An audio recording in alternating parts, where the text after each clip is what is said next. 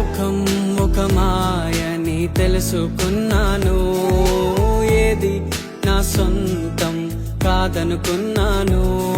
ఈ లోకం ఒక మాయని తెలుసుకున్నాను, ఏది నా సొంతం కాదనుకున్నాను. తప్పిపోయిన కుమారుని నేనైతే, నా కొరకై నిరీక్షించే తండ్రి నా యేసు. తప్పిపోయిన కుమారుని నేనైతే, నా కొరకై నిరీక్షించే తండ్రి నా యేసు. ఈ లోకం